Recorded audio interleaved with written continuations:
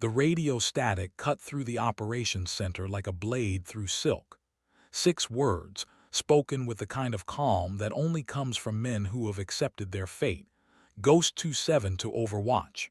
This is goodbye. Lieutenant Commander Marcus Vance felt his stomach drop. The SEALs weren't supposed to say goodbye. They weren't supposed to give up. In 17 years of coordinating special operations, he'd heard screaming, he'd heard panic, he'd heard men take their last breaths, but he'd never heard surrender. Not from them. The Taliban had the team pinned in a canyon so narrow that Apache gunships couldn't get an angle without shredding their own people with rotor wash against the cliff walls. Fast movers couldn't drop ordnance without turning the canyon into a crematorium. The enemy knew it. They were closing in like wolves, taking their time. Ghost 27 maintained position. We are working the problem. Vance's voice carried an authority his heart didn't feel. The satellite feed showed the canyon from above, a jagged scar in the Afghan mountainside, maybe 40 meters wide at the top, narrowing to 15 at the bottom. Thermal imaging lit up with hostile signatures. 70-plus enemy combatants, maybe more. The SEAL team's heat signatures were clustered behind a rock formation that wouldn't provide cover much longer. Vance watched the enemy advance in coordinated bounds, professional, patient, deadly. Overwatch, we're Winchester on everything but sidearms. Martinez is gone, Chen's bleeding out. We've got maybe 10 minutes before they're on us. The voice belonged to Senior Chief Brian Castler, a man whose file read like a superhero's origin story. If Castler was saying goodbye, the situation wasn't just bad, it was mathematically impossible. The entire command center had gone silent. 40 personnel, from intelligence analysts to the base commander himself, stood frozen, staring at screens that showed a tragedy unfolding in real time. Then a voice crackled over the emergency frequency, calm and unhurried, with the faintest trace of a southern drawl that seemed utterly out of place in the chaos. Overwatch, this is Hog 1-1. I'm 16 miles out with a full combat load. What's the target package? Vance frowned. Hog 1-1. The call sign registered somewhere in his memory, but he couldn't place it. Hog 1-1 negative, canyon's too narrow for fast air. We've already ruled out. Didn't ask what won't work, Overwatch, asked what needs killing. The voice had an edge now sharp enough to cut. Vance pulled up the aircraft manifest on his terminal. His eyes narrowed. Captain Reese Calloway. Thunderbolt. And according to the notes flagged in her file, disciplinary issues, attitude problems, pending review for transfer to a desk job. The pilot they'd nicknamed Washout behind her back. The one everyone said was too reckless, too emotional, too stubborn to cut it in combat aviation. The one they were planning to ground permanently in another 3 weeks. Now she was volunteering to fly into hell. The canyon walls rose like ancient sentinels, weathered stone that had witnessed centuries of bloodshed and would witness more today. Reese Calloway pushed the stick forward, dropping her A-10 Thunderbolt below the ridgeline, and felt the familiar vibration of the Warthog responding to her touch. The aircraft was ugly. There was no other word for it. Designed around a gun so massive it could be considered a war crime, the A-10 looked like something assembled from spare parts in pure spite. But to Reese, it was beautiful. Hog 1-1, say your intentions. Vance's voice carried skepticism thick enough to choke on. She could picture him in the operations center, surrounded by officers who'd spent the last 6 months making sure she knew exactly how little they thought of her capabilities. They'd never forgiven her for the Kandahar incident, a danger-close gun run that had saved 12 Marines but violated every safety protocol in the book. Never mind that it worked. Never mind that those Marines went home to their families. She'd broken the rules, and in their world, that was unforgivable. Intentions are to provide close air support to troops in contact, Overwatch. That's what you're paying me for. Reese kept her voice professional, but she couldn't quite suppress the smile. Let them disapprove. Let them write her up. Those SEALs on the ground didn't care about her personnel file. The canyon loomed ahead, a slash of shadow cutting through the mountains. She could see muzzle flashes now, tiny sparks of light that represented men trying to kill the good guys. Hog 1-1, canyon width is insufficient for safe. Got my width right here on the display, Overwatch. It'll fit. Reese rolled her shoulders, settling deeper into her seat. The A-10's cockpit wrapped around her like a titanium bathtub, 700 pounds of armor designed to keep the pilot alive even when everything else went to hell. She'd need every ounce of that protection. The canyon walls were close enough now that she could see individual rocks, crevices, the skeletal remains of a vehicle that had tumbled from the road above sometime in the past. Her wingman's voice cut in, younger, uncertain. "Lead, this is Hog 1-2, profile looks aggressive. Recommend we circle for alternate options." Captain Ryan Webb, good kid fresh out of advanced training, still believed that by-the-book solutions existed for every problem. He'd learn if he survived long enough. Hog 1-2, maintain high station. I need someone topside in case this gets complicated. Reese checked her weapons panel. Full load, AGM-65 Mavericks, Hydra rockets, and the GAU-8 Avenger with its 1,100 rounds of 30mm hate. Enough firepower to level a city block, if she could deliver it without turning the canyon into a tomb for everyone inside. The Taliban fighters had established a textbook L-shaped ambush. The long side stretched along the canyon floor, machine gun positions dug into crevices that would be nearly impossible to hit from the air. The short side blocked the canyon exit, the SEAL team's only escape route. Thermal imaging showed the enemy moving with confidence now, bounding forward in teams while others provided covering fire. They knew air support couldn't reach into this granite prison. They were wrong. Ghost 27's senior chief pressed his back against stone that felt like ice despite the Afghan heat. Blood pooled beneath Chen's body, dark and spreading. Martinez's rifle lay 3 meters away, its owner already gone. 4 SEALs left, 4 against 70. The math didn't work. Contact front, 50 meters. Junior Lieutenant Parker's voice carried the flatness of exhaustion. The kid was 23, looked 17, and fought like he'd been born for it. Now his hands shook as he changed magazines, fingers struggling with the mechanics his muscle memory should have handled automatically. Kassler had seen that shake before. It came right before the breaking point, right before good men made fatal mistakes because their bodies simply gave out. The Taliban fighters were shouting to each other now, voices echoing off canyon walls. They weren't worried about noise discipline anymore. They didn't need to be. Kassler toggled his radio. "Overwatch, Ghost 27. Appreciate the effort, but tell your air support to stand down. Canyon's a coffin. No point adding more names to the..." The sound hit first. Not the high whine of a jet engine, but something lower, throatier. Kassler knew that sound. He'd heard it in Iraq, Syria, dozen other places where the situation had deteriorated past hope. The A-10's twin turbofans produced a distinctive growl, like a predator announcing its presence. But A-10s didn't fly in canyons. The profile was suicide. The Warthog appeared at the canyon mouth, flying so low its landing gear nearly scraped the rocks. Kassler's jaw dropped. The pilot had angled the aircraft to match the canyon walls, one wing slightly higher than the other, threading a needle that shouldn't have existed. The A-10's bulk filled the narrow space like a vision from mythology, gray-green paint scheme, shark teeth painted on the nose, and that massive gun protruding from the fuselage like the finger of God. "Ghost 27, Hog 1-1 has the targets. Keep your heads down." The pilot's drawl barely registered before the canyon erupted in thunder. The GAU-8 fired in a burst that lasted maybe 2 seconds but sounded like the world ending. The 30mm rounds moved so fast they arrived before the sound of the gun, each one capable of punching through light armor. Against human targets in the open, the effect was biblical. The Taliban position nearest the SEAL team simply ceased to exist, replaced by dust and smoke, and the distant screaming of survivors. But the A-10 wasn't slowing down. Kassler watched, stunned, as the pilot adjusted course with microscopic precision, wing-tip clearing the canyon wall by what looked like inches.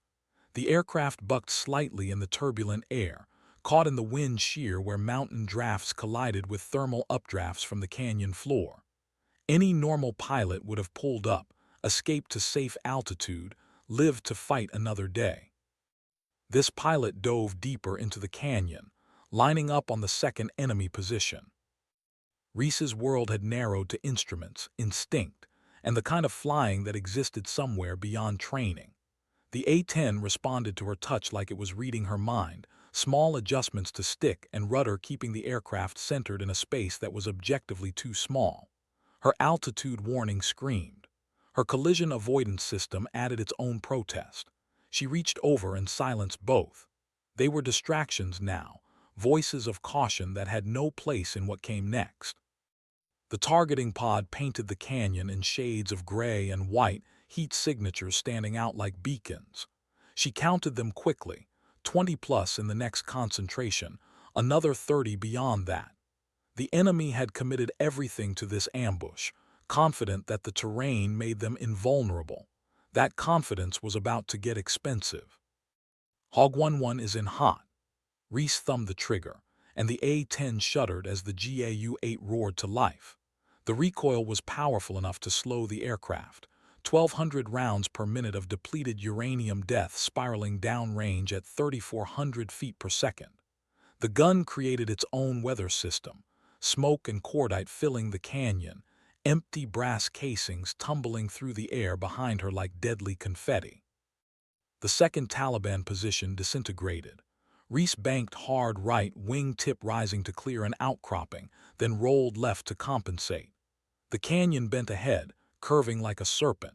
She followed it, maintaining 70 feet of clearance above the deck, pushing the A-10 through maneuvers the aircraft manual specifically warned against. But manual writers didn't account for situations like this. They didn't account for pilots like her. Jesus Christ! Webb's voice filtered through her headset, awed and terrified in equal measure. Lead your wingtip just. Eyes on altitude, too. I need you watching my 6. Reese cut him off, professional but not unkind. She couldn't afford distractions. The canyon walls were close enough that she could see individual plants clinging to rock faces, hardy survivors that had adapted to impossible conditions. She felt a strange kinship with them. The third enemy position appeared ahead, fighters scrambling now, trying to acquire a target that moved too fast, too low, impossible to track with weapons designed for high-altitude aircraft. The Avenger spoke again, its voice the only argument that mattered. Rock exploded into dust. Bodies tumbled. The Taliban force that had seemed invincible 5 minutes ago was learning a hard lesson. Terrain that protected them from conventional air support meant nothing when the aircraft was willing to enter their world. Reese wasn't attacking from safety. She was hunting them in their own den. In the operations center, 40 people stood in absolute silence. The drone feed showed what shouldn't be possible, an A-10 maneuvering through a canyon with margins so thin that every second felt like watching someone defuse a bomb with their eyes closed. Vance had stopped breathing somewhere around the second gun run. Now he watched, hands gripping the edge of his console, as Calloway executed flying that would be studied in every aviation school if anyone survived to report it. "Sir, aircraft proximity to terrain is..." The intelligence officer trailed off, unable to finish the sentence. There was no protocol for this. No procedure that covered a pilot voluntarily flying into what amounted to a vertical tunnel while engaging enemy forces. By every regulation, every safety standard, every lesson learned from decades of aviation, this shouldn't be happening. But it was happening, and it was working. The thermal signatures on the feed were changing. Taliban forces weren't advancing anymore. They were retreating, scrambling toward the canyon's far exit, the ambush collapsing into chaos. Some threw down their weapons. Others tried to find cover that didn't exist. The A-10 pursued them like a avenging angel, the GAU-8's distinctive sound echoing through the canyon in bursts that measured 2 seconds but felt eternal. Hog 11, Ghost 27. Kassler's voice carried something Vance had never heard from the senior chief. "Hope. Don't know who you are, but you just saved our lives. Enemy is breaking contact. We're mobile. Copy Ghost 27. Stick to the north wall. I've got one more pass. Reese's voice remained calm, conversational, like she was discussing the weather rather than conducting close air support in conditions that would give most pilots nightmares. Vance pulled up her file again, scrolling through the incident reports, the warnings, the recommendations that she be grounded. Every superior officer had said the same thing. Too aggressive, doesn't follow orders, takes unnecessary risks. They weren't wrong, but they weren't right either. Reese Calloway didn't take unnecessary risks. She took necessary ones that looked unnecessary to people sitting in safe rooms watching monitors. There was a difference, and Vance was watching that difference save American lives in real time. The A-10 banked through the canyon's final curve, and even through the grainy satellite feed, Vance could see the precision. Calloway wasn't just flying. She was dancing with physics itself, finding harmony in chaos. The last enemy position appeared on the feed. Fighters clustered at the canyon exit where they'd expected to cut down fleeing SEALs.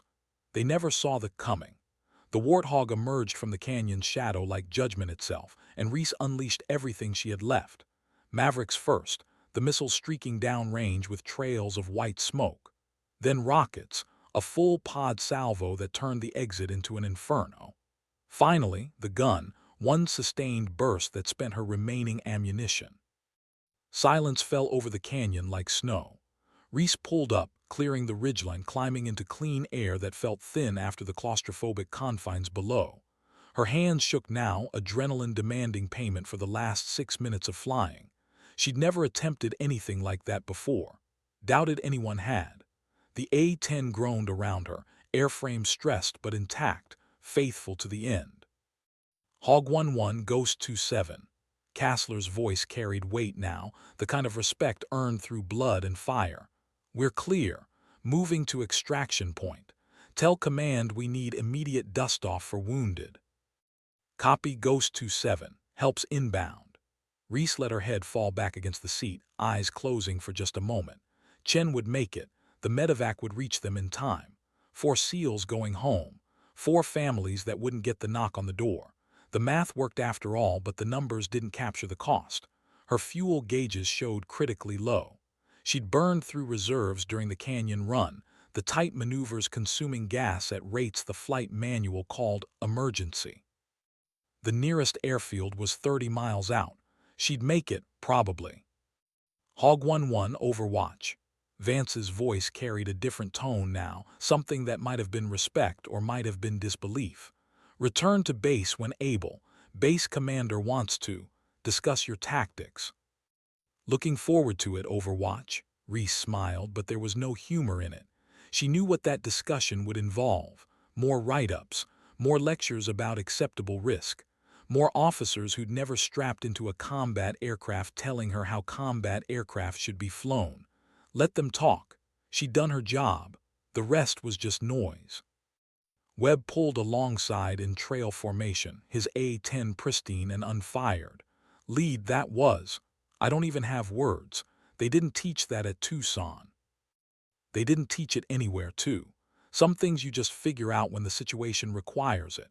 Reese checked her navigation display, adjusting course for home.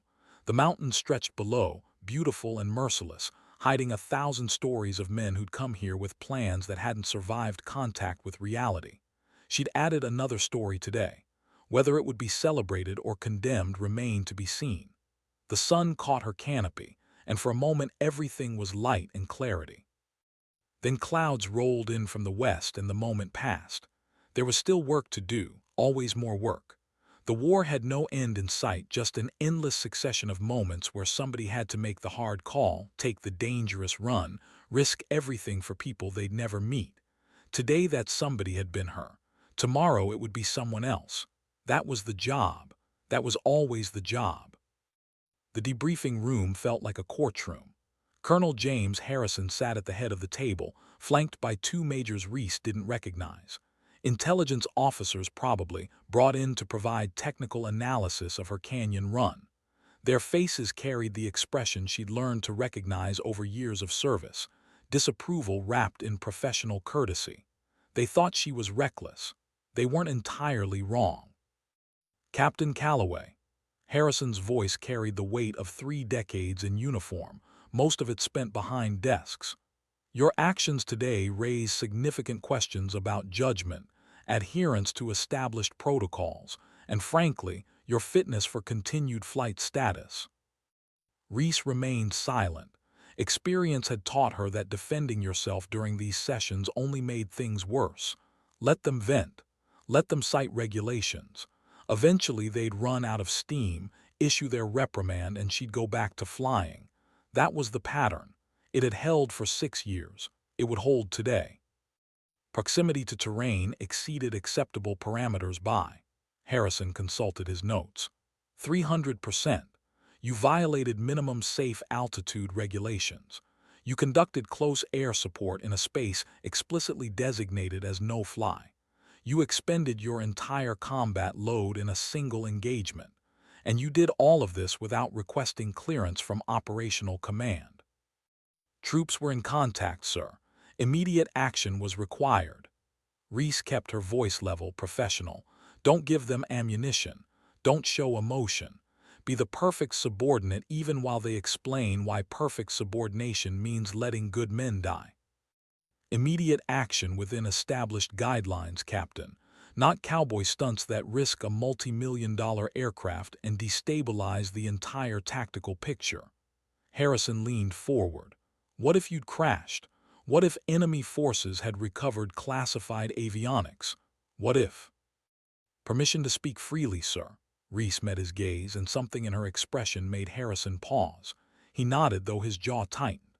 Ghost 27 was compromised. 4 operators facing 70-plus hostiles in terrain that prevented standard air support. Every minute we debated options was another minute closer to body bags. I had the capability to provide immediate support. I provided it. Mission accomplished, all friendlies recovered, aircraft returned safely. By any objective measure, today was a success. By objective measures written by people who don't understand modern warfare. One of the majors spoke up, voice sharp. You're a pilot, not a tactical commander. Your job is to follow orders and execute mission parameters as briefed, not to freelance because you think you know better.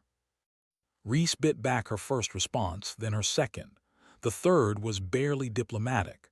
Respectfully, sir, my job is to support troops in contact using all available capabilities. That's exactly what I did. The argument continued for another 40 minutes, circular and exhausting. Reese maintained her composure through increasingly pointed questions about her judgment, her training, her respect for authority.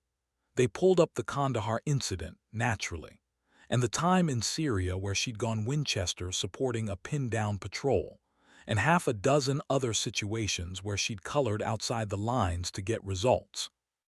You have a pattern, Captain. Harrison's voice had shifted from anger to something almost sad. A pattern of disregarding orders, taking unnecessary risks, and frankly, acting like you're the only person who knows how to do this job. That pattern ends now. I'm recommending you be reassigned to a training command stateside, effective immediately. There it was, the sentence she'd been expecting since the moment she landed. They were going to ground her, put her behind a desk or in front of a classroom, remove her from the fight because she fought differently than they wanted. Reese felt her chest tighten, but she kept her face neutral. Show nothing. Give them nothing. Understood, sir. 2 words, flat and emotionless. Dismissed. Harrison waved her away, already turning to the majors to discuss next steps. Reese stood, saluted, and walked out of the room with her spine straight and her head high. Only when the door closed behind her did she let herself breathe. 6 years of combat flying, over 200 missions, 3 confirmed aircraft saves, and countless troops supported in contact. All of it erased because she'd succeeded using methods that made headquarters uncomfortable. The hallway stretched ahead, empty and fluorescent lit. Her footsteps echoed on the tile. She'd barely made it 20 feet when a voice called out behind her. Captain Calloway, a word. She turned to find Lieutenant Commander Vance approaching, his expression unreadable. He'd been in the briefing room, sitting in the back where she'd barely noticed him. Now he stood close enough that she could see the concern in his eyes. "Sir, what you did today," Vance paused, choosing his words carefully. "I've been coordinating air support for 17 years. I've worked with Apache, Vipers, AC-130s, every platform the Air Force and Army have to offer. Never seen anything like that canyon run. Never even imagined it was possible." Reese waited for the other shoe to drop. This was usually where superiors sandwiched criticism between compliments, making the blow feel softer while delivering the same message. "I'm putting you in for a distinguished flying cross," Vance continued, and Reese's carefully maintained composure cracked, "along with a formal commendation that will go in your permanent file. What you did saved 4 operators who would otherwise be dead. That matters. That matters more than protocols or guidelines or any of the bureaucratic nonsense that happens in rooms like that. Sir, Colonel Harrison just recommended I be grounded." Colonel Harrison sits in operations centers and looks at satellite feeds. "I talked to the men on the ground. I heard Kassler's voice, Captain, heard him say goodbye. Then I heard him say you saved his life. That's the only evaluation that matters." Reese found the SEAL team 3 hours later in the medical tent, clustered around Chen's bed while a doctor worked on his leg. The men looked exhausted, hollowed out by combat and blood loss, and the emotional whiplash of survival against impossible odds. They fell silent when she entered, 4 pairs of eyes tracking her with an intensity that made her uncomfortable. "Sorry to interrupt, just wanted to check on." "Your hog won one." Kassler stood, and despite obvious fatigue, his voice carried strength. "The pilot who pulled us out." "Just doing my job, Senior Chief." Reese tried to sound casual, but the weight of their stares made casual impossible.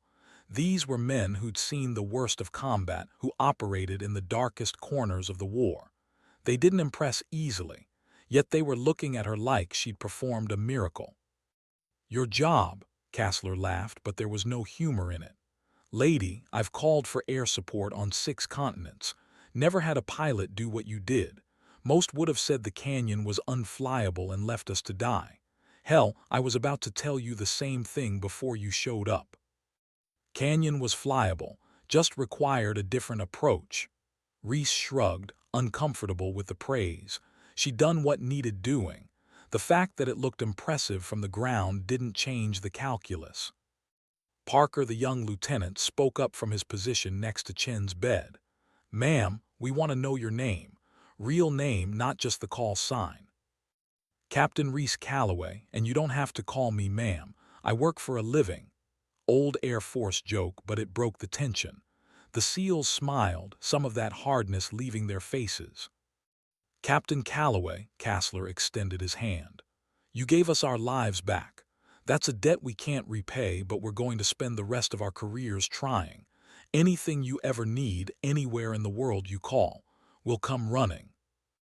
The handshake was firm, calloused, the grip of men who'd made and kept promises under fire.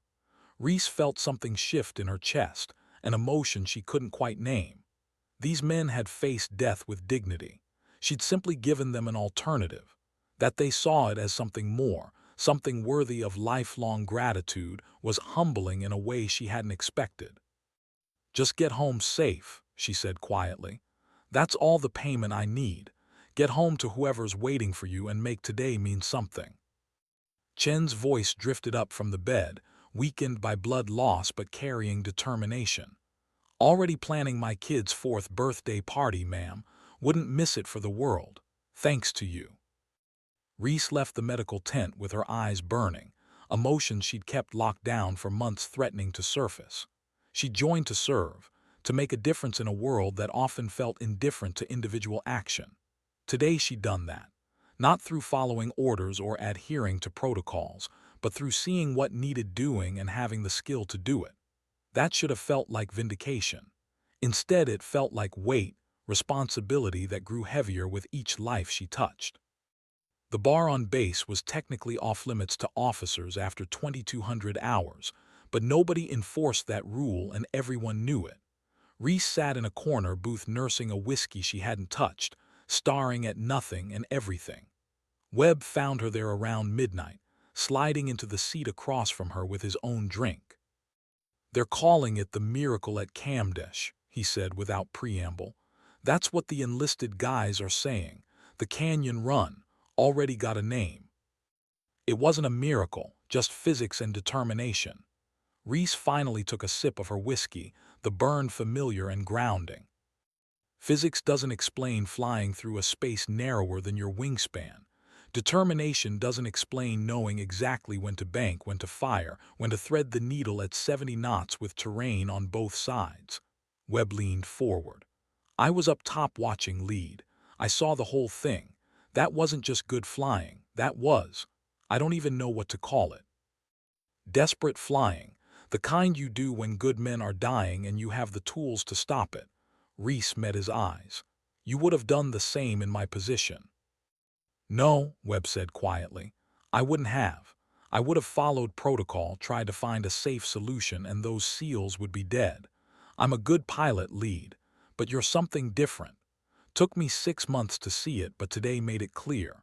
You see angles nobody else sees because you're willing to pay prices nobody else will pay. That's not a compliment in the eyes of command. Harrison's grounding me, shipping me stateside to teach students about the rules I keep breaking." The words came out bitter despite her best efforts. Webb was quiet for a long moment. Maybe that's not the worst thing.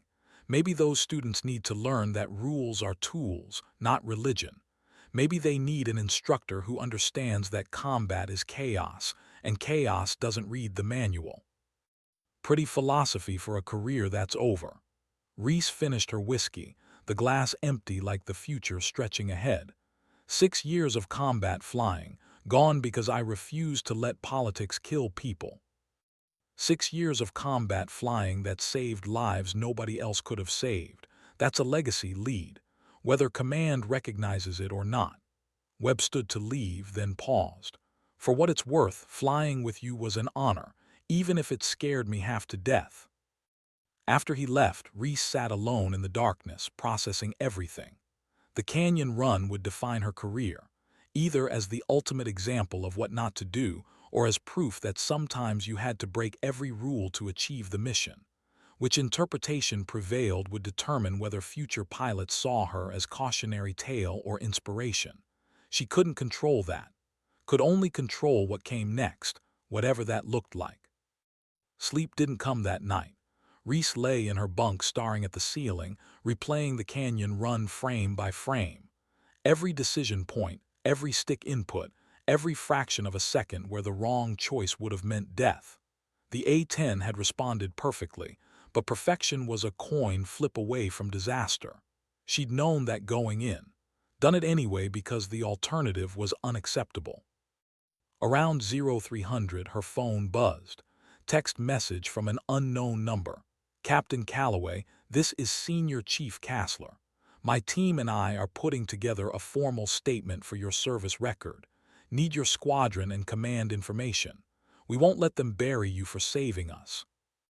Reese stared at the message for 5 minutes before responding with the requested details. The SEALs couldn't stop her reassignment. Harrison's decision was already made, but their statement might soften the landing, might provide context for future assignments officers who looked at her file and saw only violations, small victories. She'd learned to survive on those. Dawn came gray and cold, desert temperatures dropping overnight before the sun reasserted its dominance. Reese dressed in flight suit more from habit than need. She wasn't scheduled for missions today or any day in the immediate future. But the uniform felt right, reminded her who she was beneath the controversy. A pilot. Simple as that. Everything else was noise. The flight line called to her anyway, muscle memory pulling her toward the A-10s lined up in reverent rows. Her bird sat third from the left, scarred and beautiful, panels still showing carbon scoring from yesterday's gun runs. The crew chief was already at work, conducting post-flight inspections with the devotion of a priest maintaining a shrine. "Morning, Captain." Staff Sergeant Mike Torres looked up from his checklist, grease-stained but smiling. "Heard about your Canyon Run. Hell of a thing. Just another day at the office, Sergeant. Reese ran her hand along the A-10's fuselage, feeling heat still radiating from metal that had been pushed beyond design specifications. How's she looking? Structurally sound. Some stress on the wing roots from those hard banks, but nothing outside tolerances. Whoever engineered these birds knew they'd be flown by crazy people. Torres grinned. Present company included, ma'am. Crazy is just another word for committed.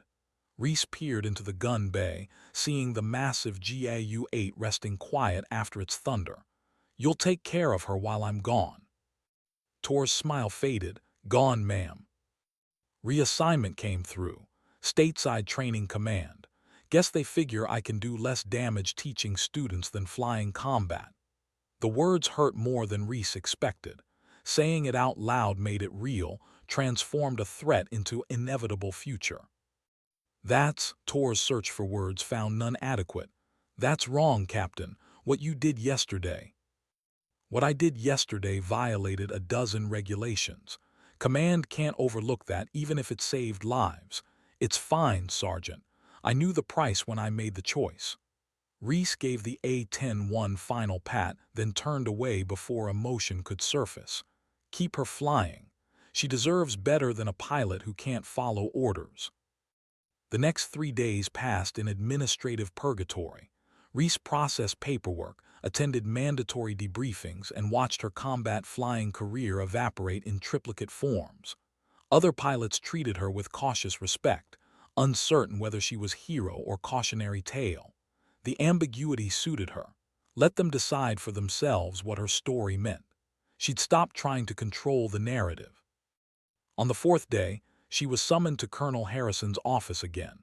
Probably final out processing, last chance for him to lecture about institutional values and the importance of following procedures.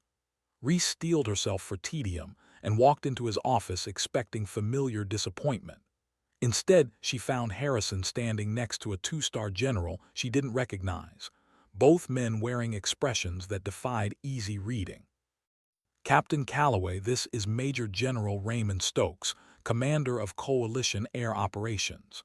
Harrison's voice carried none of its previous disapproval. If anything, he sounded uncertain. Sir, Reese saluted, military precision overriding confusion. At ease, Captain, Stokes gestured to a chair. Please sit. We have things to discuss regarding your recent initiative in the Kamdesh Canyon. Here it comes, Reese thought. The high-ranking officer brought in to make the reprimand official put the weight of the entire chain of command behind the decision to end her combat career. She sat, spine straight, ready to accept whatever came with dignity intact. I've reviewed the gun camera footage from your aircraft. Stokes pulled up a laptop, screen showing the canyon run from her A-10's perspective. Also reviewed statements from the SEAL team, analysis from tactical experts, and assessments from 3 different aviation safety boards. You want to know what they all concluded? That I violated protocols and endangered aircraft unnecessarily, sir. Reese kept her voice flat. They concluded that you executed one of the most skillful pieces of flying in modern combat aviation history. Stokes turned the laptop so she could see the screen. The margins you worked with, 5 meters of clearance on either side at points, 3 meters vertical separation from terrain during gun runs, sustained maneuvering in conditions that should have been impossible. Captain, aeronautical engineers at Wright-Patterson are studying your flight data because they didn't believe an A-10 could do what you did. Reese said nothing, uncertain where